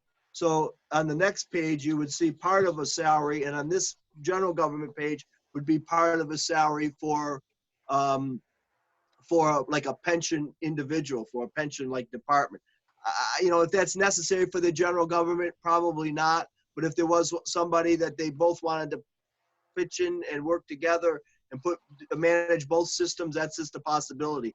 Other than that, the professional and consultings went down from 220,000 to 208,000. Basically, we're investing a little bit more into mutual funds that have less independently managed funds, which have a higher cost that need to be paid. So, I mean, that's the discussion with the general government pension. Somebody would have to come back before you to talk about if there would be a person, but right now the budget is set up that way. It doesn't necessarily that position would be filled without further discussion with the council. Thank you. Councilman Constant, you have a question? Yeah, John, Treasurer Riley, both funds would pay for that person. Both pension funds. So the expenses for the general government pension system are a part of the general fund, and you see the budget here, 955. Okay, the police and fire fund, their administrative costs, they have been giving the city for the administration $35,000 a year. So the thought was that they would give the city a little more to offset a person being here more full time, to answer questions for the police and fire retirees. Basically what's happening now is everybody has these drop accounts, and they call, oh, we want to withdraw money from our drop account. Oh, how much money is in my drop account? Oh, I'm getting a mortgage, and how much my mortgage company needs a letter about my pension and my drop account balance and this and that. And so I think that there needs to be kind of a more set hours available for the police and fire side, so that somebody's available to do that. So if you look on the next page at 956, you can see the other part of an individual that would be working on the police and fire pension. And then the part-time is, again, Vince Macari, who's currently the recording secretary and working part-time for that system to keep things going. That's kind of long-winded. Oh, thank you. The drop accounts, they're sort of a lot of extra work administratively, correct? Yeah, basically each year we have to calculate their how much they had returned. You know, we don't have any fancy program for that. I don't know if there is a fancy program for that. So basically that's done all on spreadsheets, and somebody does the work, but then that work also has to be reviewed to make sure, because you make a mistake, and then there's money out the door. So no matter how, there's so many individuals in the drop. I don't have that number off the top of my head, but it's inevitable that somebody would make a mistake doing that, and that they need to be prepared and reviewed. So again, that's just something that the pension board has not completed their discussions regarding what the ex-police and fire wanted to do about the administration of their plan. But again, they're kind of like a separate and individual, board that oversees the administration of that system. Well, thanks for alerting us to that. Thank you. Thank you. Any other questions? Okay, Madam Chair, would you like to go through the cash flow now? Yes, please. Okay, so I emailed this to yesterday to individuals yesterday afternoon. Yep.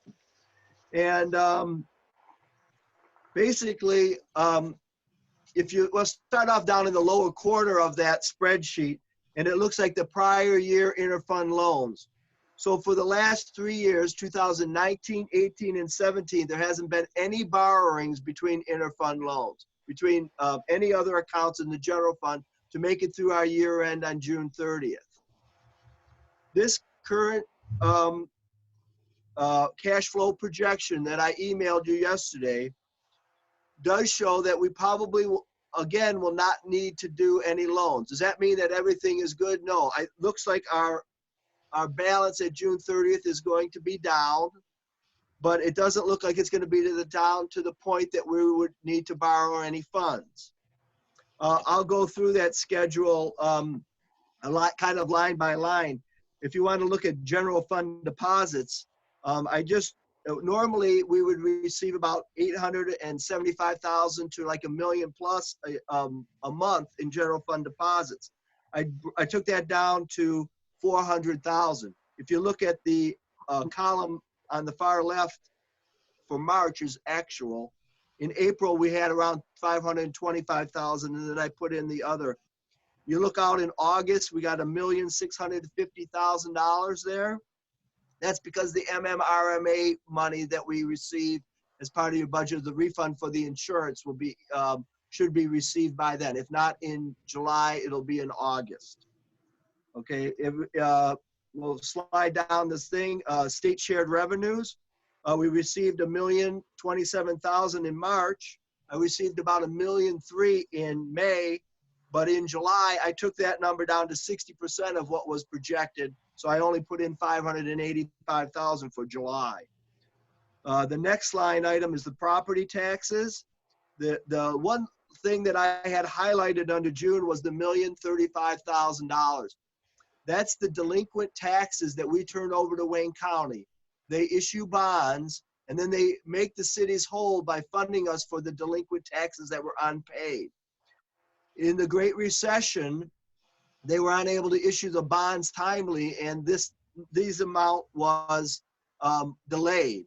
So that's an item of concern. I have it in there, and I just want to point that out, that if for some reason they are not able to issue the bonds and get us that $1 million, well, now we would be very tight in making cash flow.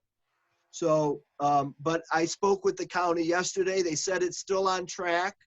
But I also am kind of fearful. You just never know what could happen.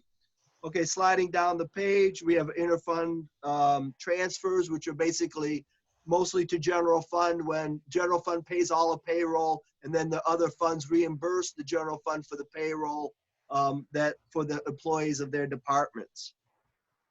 Down to expenditures, we have payroll. I've kept that pretty constant, although it's been running a little bit lower. I didn't take that into account, so I guess in a way I would say the payroll number is very conservative. Accounts payable, you can see for March and April was about just under $1 million, 1,267,000, 1,265,000. It's been pretty consistent. So we have some, I have in there 1,400,000. If you look out in August, that number jumps up to 2 million. That is the, again, the MMRMA insurance premium. So basically we'll get some revenue, but we also will offset it with the expenditure for the premium. We're self-funded in healthcare, as you are all well aware. Right now, the healthcare number is around 570,000. I used 700,000, and then we get that number quarterly. When the HR department gets me that, I'm always anxious to see. I input it into the spreadsheet, and then hopefully there'll be a savings there. Why 700,000? This number has been a monthly number up to 715,000 before. So, but we think that it's going to come in lower, and we hope it does. And so there'll be savings or not savings, but it'll help the cash flow.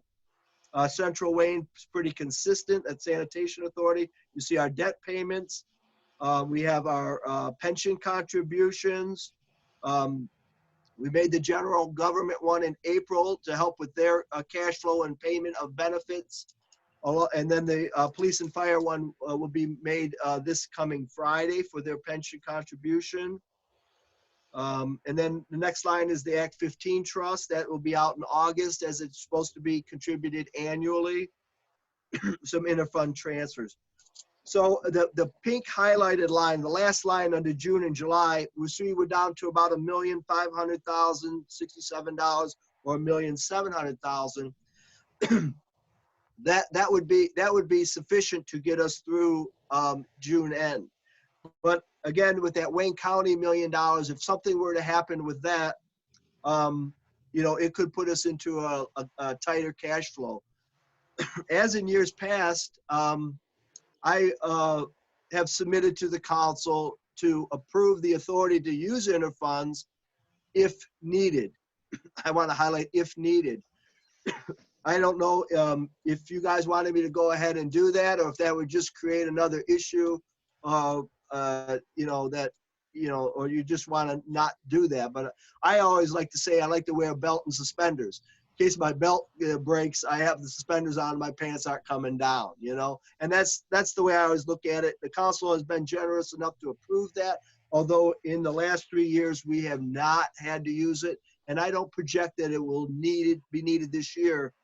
But I guess you could take a kind of a straw poll if you want me to put that on and be prepared as we have been in the past, or if that would be just too much of another item that would cause great discussion and heartache during public comment or amongst council members that they feel uncomfortable by it. Thank you very much. Any questions or concerns from anyone? Looks like we're done, Treasurer Riley. Thank you very much for your presentation. Any thoughts on should I ask the council to move forward? Does anybody have any thoughts on that? Oh, I got Councilman Wenzel here. Hold on, let me unmute him. Hold on. And then Councilman Constant too, when he gets done. Yes. Councilman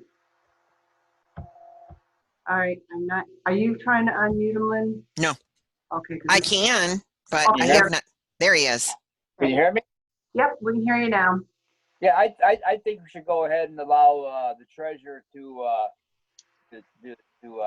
be able to access that borrowing that he was just referring to and that we've approved in the last few years. And I don't know if we need to take a vote on that or how we would do that. Well, I would formally put it on your next agenda if, you know, if you guys want to, or if you think it's just too much of a hot topic and you don't want to do it, and we roll the dice, we can do that. I've always been under the circumstances to be prepared. I think it's my Boy Scout background. Councilman Constant. Yeah, I think because of the pandemic, because of the lockdown, we should have it up for at least discussion. Hopefully it won't be needed. Okay, Councilman Muscat. Yeah, previously in the past, he sent that to us, and we've always passed it. So, he's got the opportunity to use it if he needs it. If he doesn't need it, he doesn't use it. So let's we can keep going with that scenario. Yeah, I think it's. Okay, so I will put that on I'll put that on your agenda for the 26th. And obviously there could be more discussion at that time, but and then again, it will only be if needed, and that funds would be replaced with interest as they have been in the past when used. And I'll use a generous interest rate for the fund, that they wouldn't be losing any of the thing that would opportunity cost of them investing their money elsewhere. Yeah, I think it's better to be proactive than reactive. So yeah, we'll put that on the agenda. That's the prudent way to be, I believe, at this time. Thank you. Thank you. Does that conclude your presentation? Yes, ma'am, unless there's any other questions. Any other questions? I don't see it. Okay, thank you very much, Treasurer Riley. You have a good day. Thank you. Okay, next, let me unmute this. Okay. Where is he? Oh, there he is. He's ready. I got it. I know. I'm getting ready to announce it. Okay, next we have the Police Department Chief Petrie. Good evening or afternoon. I was trying to lose track of what day it is.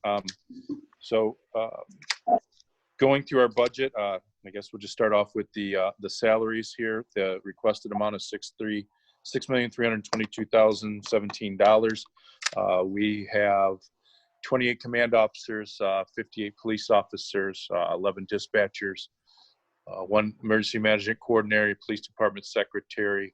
I asked for an additional custodian given the circumstances that we found ourselves in with the COVID virus. I think that's imperative. Our 2 clerical staffs and the investigative services secretary for the total budget of $6,322,017. That includes police officers that are we've had a lot of new hires that are going into different grades of pay that are increasing we have a 5-year pay scale. So as you get time on the job, you increase by your pay scales year to year. Okay. Did you want to go question and answer line by line, or? Does anybody have any questions? Or Councilman Muscat, it will be first, and Councilman Abdullah is second. Let me unmute Councilman Muscat.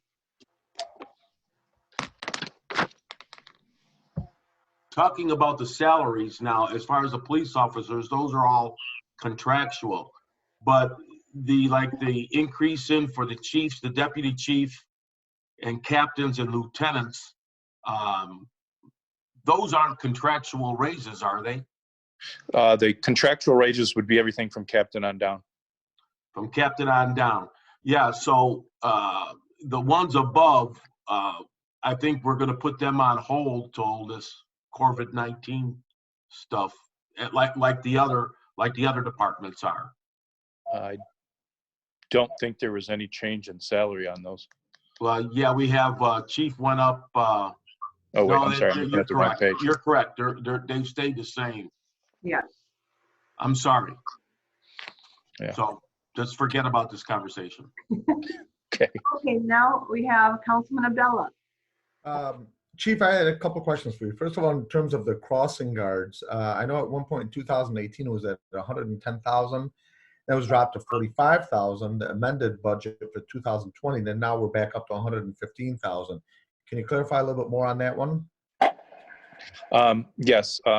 Also, Council Chair, if you could let Deputy Chief Myers in the meeting. Oh, I'm sorry. Hold on a minute. Let me bring Myers in. I didn't see that. Yeah, we found out. I just that, got him, Denise. This year, Councilman Abdallah, that we are responsible for paying the crossing guards. I think that the funding was taken out of a different fund that year, but we have to by state law supply crossing guards for the school. So that's going to be a cost that we're going to have to absorb from here on out. Was it paid by Crestwood School District at the time? I believe so. That was prior to my tenure, but I believe that partially it was, or whatever the case may be. But I remember a conversation about it at the school board. Yeah, with that, we now have to absorb that cost. I see. Okay, second question in regards to capital outlay, quite a drastic increase in that. What is that for?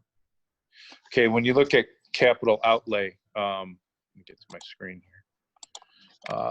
From the amended budget of 440 to the requested budget of 628. Right. We have the requested 7 patrol vehicles. The patrol vehicles have gone up significantly in cost. I shouldn't say significantly, but they've gone up in cost. So there's a price tag. I think they were roughly $32,989, and now they're up to around. We're kind of figuring $34,000, a guesstimated ballpark in that area. We still have the Intrado dispatch hardware that is going to need to be replaced. Unless there's another avenue that we take as a city for $240,000, and then we're looking at going to body cams. I know that council has addressed this before. We have one of our officers utilizing, as part of his educational endeavors, the understanding of trying to figure out which way is the best way to go with body cams, and we've guesstimated that cost at about $150,000 annually. Okay, and then the last question, that's the biggest one. I know we've discussed this multiple times over the years in terms of overtime, and the amended budget was at 450,000. Now we're going to 1.150 million. Mm-hmm. And we had talked at the time about possibly hiring additional officers instead of doing so much overtime, which would obviously save the department and the city a lot more money. What's your take on that? Well, the biggest problem that we have right now is the paying of the overtime, because we are short officers, and what has happened over the years. I've been preaching about this since 2015 in regards to how we basically almost reconstructed our department, hiring new officers. I think about 35 officers since the time we made captain in 2015. So we have a significantly newer force that we've been hiring, but we've ran short. The reason last year, if I recall correctly, Councilman Bazey made a motion to give us 4 additional officers, bringing it up to 61, and cut the overtime budget in half, with the ideology that if we have more officers, like you said, we would be able to pay less overtime, having our officers have more time off and things like that, not stressing them out, which I appreciated. The problem is we were never able to get to that level to hire the officers that we need. There's a multitude of reasons for that. Obviously, we all know I think we should know by now that law enforcement has been struggling nationwide to have officers being recruited into the ranks. We can only hire so many officers at a time because they have to go through a field training program within the department. So it's not like they get hired tomorrow and you give them a set of keys and they go to work. So there's a lengthy training program that they go to, and we have select officers that are field training officers that go through that program with them. And then, like I said, the lack of applicants or recruits and now we're even at more of a standstill because the academies were shut down for a while. I think they are just reopening, or may have just reopened last week, to try to get these guys through the academy too, to look at that. So that's kind of one of the big reasons why the overtime is back up. I don't know if we'll get to that level based upon everything we've gone through. There's so many unknowns of being able to get to full capacity. So the issue with the hiring, is that something that you guys are having a problem with more than other cities, or is that common across the board with most cities? No, I would actually say it's just a lack of interest, I think, in whole in the industry. This isn't anything that we're complaining about, and we're the lone wolf out here complaining about it. The lack of qualified applicants, the lack of people with the educational requirements needed to do the job, the lack of interest in the field. And like I said, we went through a huge phase of retirements, and we're just almost getting back to the top of the hill where we're going to be good again, but we're still looking at probably 6 to 10 that we may be short, depending Hey, on I'm trying to get into the meeting, but I can't hear nothing. and getting those. Are you having that problem? Excuse me. So, Gary, can you mute yourself? So, that's where we're at with trying to get back to the budgets and going. I'm sorry, I got distracted there a minute. No. With the overtime and why we need the overtime at this point. But long story short, last budget we were cut in half, and we were supposed to hire more officers, and we have never been able to attain that goal. So one of the things, you're more familiar with this, but one of the things that I've personally seen through my minimal research on this, and that's not my field of expertise, but I've noticed that a lot of departments locally here in the county paying things such as $52,000 and $49,000, what have you, starting. We are currently, if I'm not mistaken, are we at 42 for a starting officer? Yeah, right around, I think it's at 40 actually. 40, okay. So would that be something, because I'd be okay with that, if that's something that you think would help bring in additional officers, save on the overtime, and be able to attract better qualified people. Is that something that you think would help you? Because if it is, I personally would be in favor of maybe starting around 45,000 for our officers. And I know one of the concerns that we had in past years that when you bump up the first tier, then you're gonna have to bump up everybody else, and obviously it becomes kind of cost prohibitive a little bit. So can you give us a little intake on that? That's correct. I mean, one of the reasons that, I mean, I'm never going to tell you, no, don't offer officers more money. I mean, it's a tough job, especially when you're starting out, and the starting wages comparatively around the cities are probably 46 to 50,000 as a starting rate for a city our size that has the amount of, and that's off the top of my head and just going by what I hear and have seen in some of the collective bargaining agreements that I've come across. But the reality of it is that we still have to, put people through the process.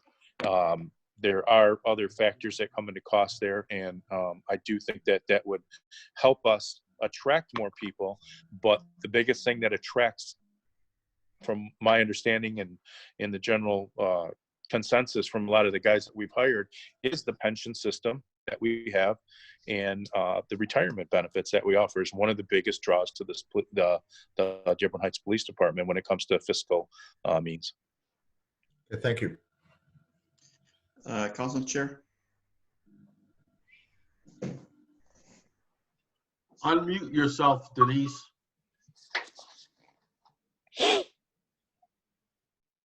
Denise, unmute yourself. I'm trying. Sorry, I didn't mute myself. I don't know how that happened. I think I got you. Is next. Chief, I asked a question before, but I flipped the page and I saw some more here that I have. Number one, we have the part-time. You have part-time here for $205,000.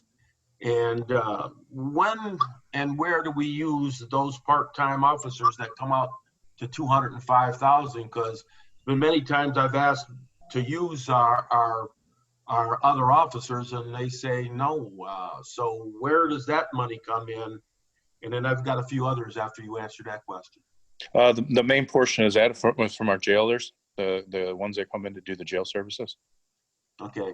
So that's a whole almost. I mean, they're a 24-hour employee too. That is the makeup of that. And holiday pay, isn't that part of overtime? No, that's contractual. Okay, and then how about telephones? Are those cell phones or? Which one? There's $25,000 for phones. Yeah, I mean, we have a phone system throughout the department. That's the cost of it. I realize it's a little lower in our year-to-date balance right now, but we have an actual desk phone system and phone system that operates throughout the police department.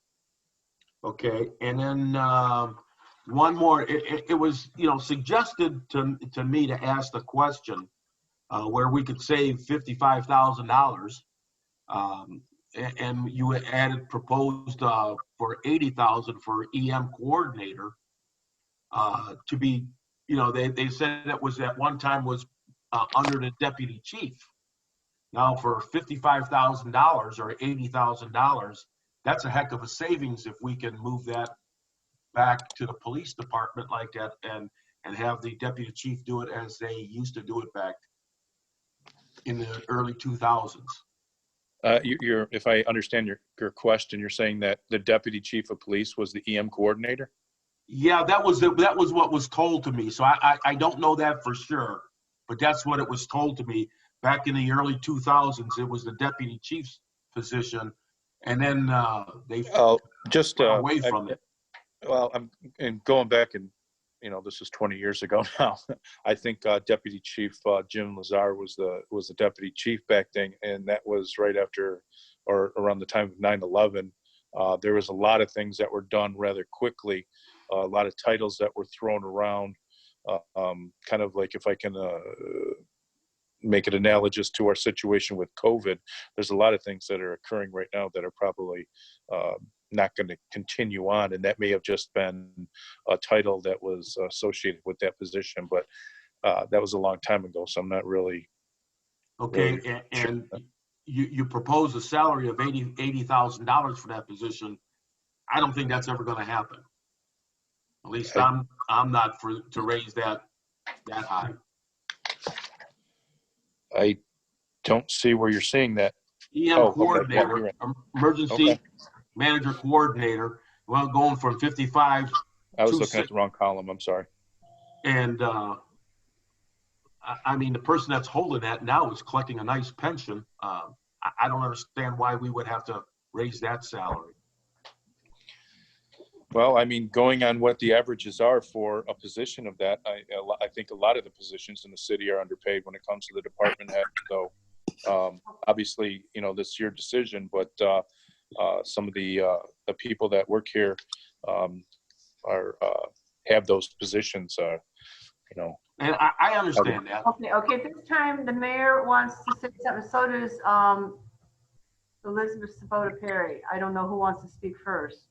Well, if I could just, I assume I'm on.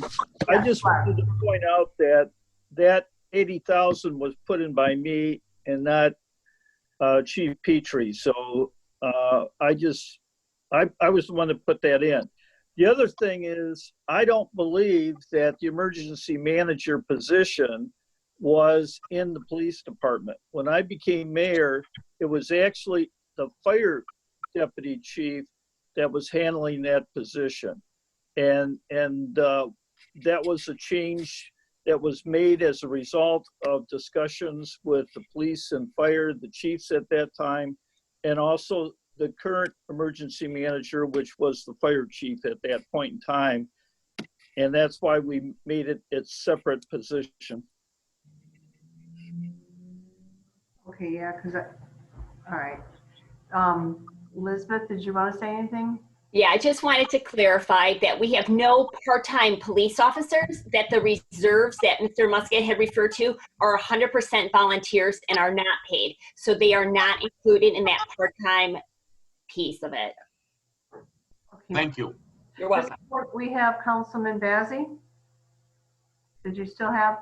Well, no, I just wanted to say what Chief Petrie was saying about hiring. I know there was a plan to have a veterans, and since veterans initiative is very dear to me, and I know Councilwoman Lisa Hicks Clayton brought this up, before, since I was in military police, and a lot of military police officers always like to get positions, within municipalities, and we had a job fair plan, and we actually had a lot of people interested.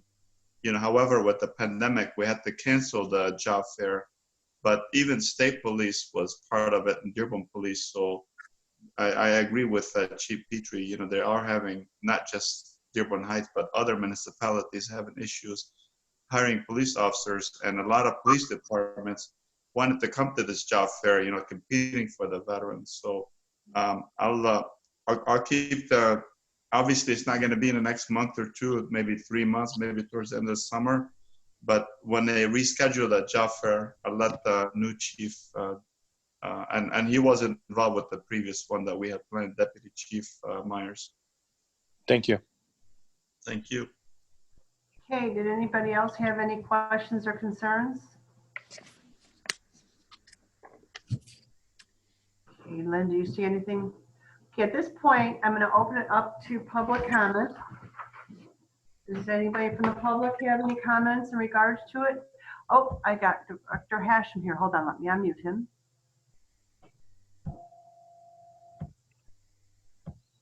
Can you hear me now? There you Yes. Madam Chair, if you can allow me just to make a quick announcement. Sure.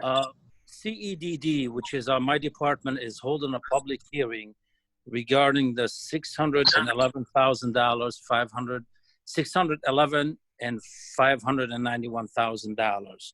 This is a new money that was allocated to our department. I'd like to announce the public hearing. It will be published in the papers tomorrow. The public hearing will be held via Zoom on Wednesday, May the 27th, 2020 at 6 o'clock. All that information is being published in the papers.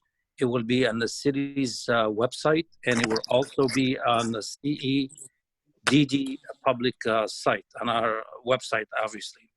I would really encourage all the council people, all the heads of departments to join.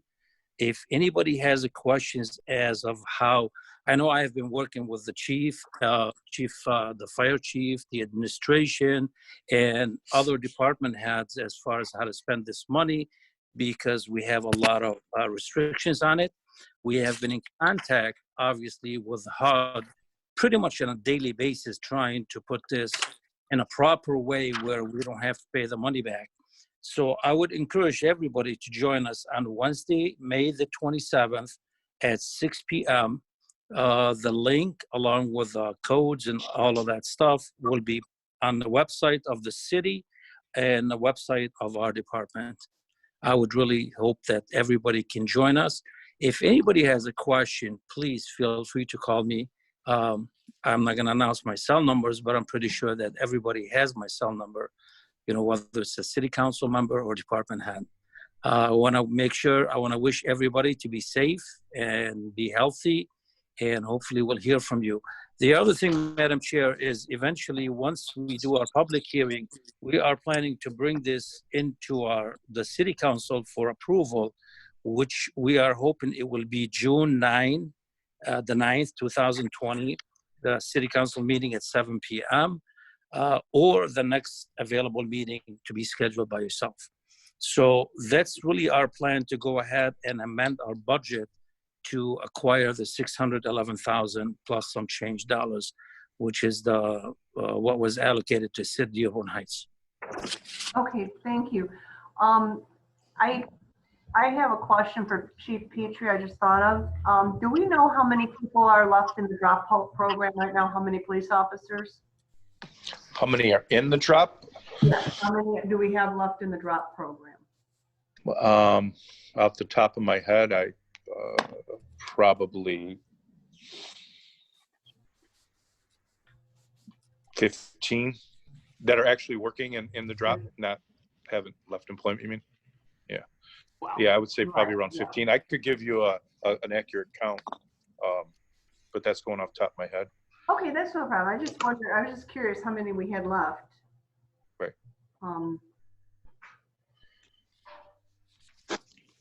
Okay, any other questions or concerns? Okay, we will conclude this meeting. I'm going to ask Lynn and George to stop the recording, and then I'm going to ask everybody we have to people wanting practice to speak. raising their hand on the actual. Who's raising their hand, Councilman? Vince. Oh, Vince. Vince is. Vince, okay. Go ahead. Hi, my question was regarding the electric sign for the recreation department. I think if you're going to spend that money, it would be better spent on the golf course, since that sign is so obsolete that they're still using the stick-on letters. I think you'd be able to get a lot more draw out of that And then maybe Elite Sport would be generous also to kick in some funding, but they have done a lot for the city already by replacing the past building that was there and rebuilding it.